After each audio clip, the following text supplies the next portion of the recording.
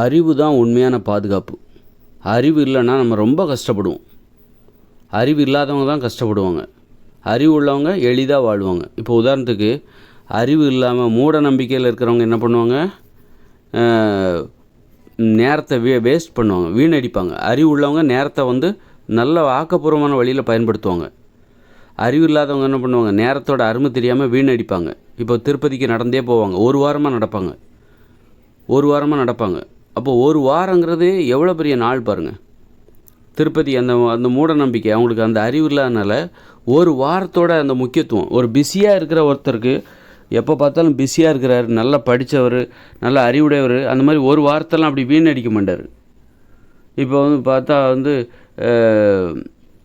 அதாவது அறிவு உள்ளவங்க என்ன பண்ணுவாங்க, நேரத்தை வீணடிக்க மாட்டாங்க. பூஜை, கடவுள், பக்தின்னு சொல்லிட்டு நிறைய தினமும் 2-3 மணி நேரம்லாம் இந்த நேரத்தெல்லாம் வீணடிக்க மாட்டாங்க. யார் வீணடிப்பாங்கன்னா இந்த மூட நம்பிக்கையில் இருக்கிறவங்க, முட்டாள்கள் தான் இந்த மாதிரி கடவுள் அது இதுன்னு சொல்லிட்டு நேரத்தை டெய்லி வீணடிச்சிட்டு இருப்பாங்க. அந்த மாதிரி அப்போ உண்மையான பாதுகாப்பு என்னென்னா அறிவு தான். அப்போ நம்ம மூட நம்பிக்கையிலேருந்து தப்பிக்கணும். அப்போ தான் நம்ம நம்ம நேரத்தை நம்ம பாதுகாக்க முடியும். நம்ம நேரங்கிறது ஒரு செல்வம், நம்முடைய சொத்து, எல்லாத்துக்கும் கிடைக்கக்கூடிய ஒரு சொத்து, ஒரு முதலீடுன்னு வச்சுக்கோங்க. நேரத்தை முதலீடு, அந்த முதலீடு இருந்தால் தான் நம்ம அடுத்து லாபம் பார்க்க முடியும், நம்ம வாழ்க்கையில் உழைக்க முடியும். அப்போ எல்லாருக்குமே அந்த முதலீடு கொடுக்கப்பட்டிருக்கு.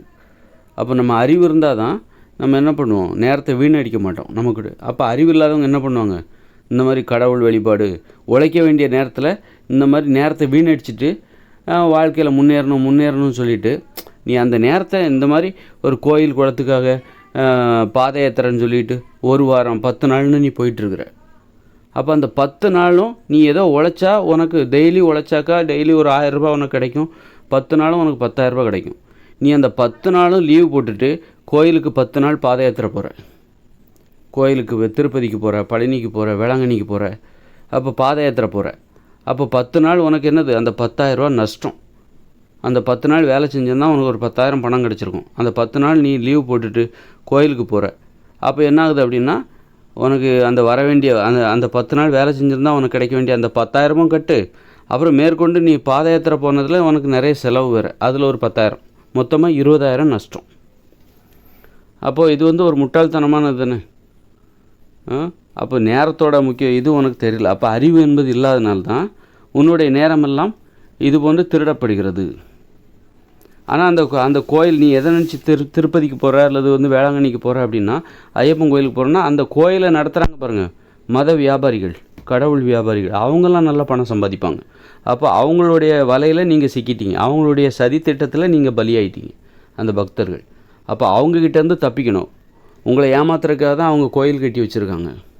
உங்களை மாதிரியான ஆட்களை வலை வீசி பிடிச்சி அவங்க வருமானம் பார்க்கணும் அப்படிங்கிறக்காக தான் இந்த மாதிரி கடவுள் மூட நம்பிக்கைகளை கற்று வச்சுருக்காங்க. இது ஒரு வியாபாரம். அது கூட தெரியாமல் நீ என்ன பண்ணுற, அந்த வலையில் போய் மாட்டிக்கிட்டு உனக்கு அந்த 10 நாள் நீ போகிற, 10 நாள் போய் 10 நாள் வருமானம் இழக்கிற.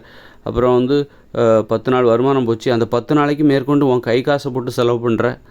இப்படி மொத்தமாக 10-15,000 செலவு. இப்படி வருஷத்துக்கு 10-15,000 உனக்கு செலவாயிட்டே இருக்குது தேவையில்லாத வழிகள். இப்படி பல வழிகளில் இன்னும் நிறைய கடவுளுக்கு வழிபாட்டுக்காக நீ நிறைய செலவு பண்ணிகிட்ருப்ப. இப்போ பாரு, அப்போ அது மூடத்தனம் தானே.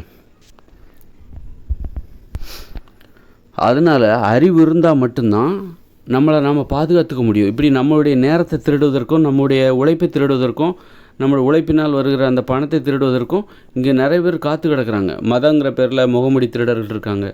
அப்போ அவங்ககிட்டலாம் நம்ம தப்பிக்கணும் அப்படின்னா நமக்கு அறிவு என்பது தேவை. அறிவு இல்லாதவர்கள் இது போன்ற வலைகளில் மாட்டிக்கொள்வார்கள். அதனால் இப்போ அது மாதிரி ஒரு வீட்டில் ஒரு நிகழ்ச்சியாக ஒரு பிறந்தநாளை 2-3 லட்ச ரூபா செலவு பண்ணி 5 லட்சம் 6 லட்சம்லாம் செலவு பண்ணி பிறந்தநாளாக கொண்டாடுறாங்க. இதெல்லாம் ஒரு வலை தான், தேவையில்லாமல் மூட நம்பிக்கை. அப்போ அந்த இடத்துல நம்ம அறிவை யூஸ் பண்ணி எதுக்கு இவ்வளோ பணம், எதுக்கு அந்த பணத்தை சம்பாதிக்கிறதுக்கு நம்ம எவ்வளோ கஷ்டப்படுறோம், பல வருடம் கஷ்டப்பட்டால் தான் அந்த பணத்தை சம்பாதிக்க முடியும். அதை ஒரே நாளில் செலவழிச்சிட்டு போகிறோன்னா அந்த பல வருட உழைப்புக்கு என்ன அர்த்தம்? அவர் கல்யாணத்துக்காக 5-6 லட்சம் 10-15 லட்சம்லாம் செலவழிக்கிறாங்க. அந்த 10-15 எதுக்கு? அது சில ஆயிரங்களில் ஒரு கல்யாணத்தை நடத்தி முடிக்க முடியும்.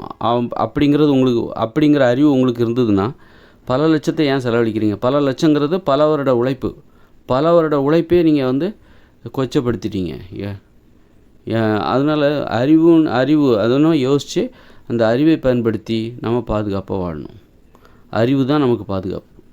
அதனால் தேவையற்ற செலவுகள், தேவையற்ற சடங்குகள் இதையெல்லாம் கண்மூடித்தனமாக பின்பற்றும்போது நாம் ஏமாளியாகிறோம் என்பது மட்டும் உண்மை. ஏன்னா அதனால் நம்ம தெளிவாக இருக்கணும். அப்படிங்கிற அறிவு தான் நமக்கு பாதுகாப்பை தவிர மூட நம்பிக்கை என்பது நமக்கு என்றைக்குமே அழிவு தான்.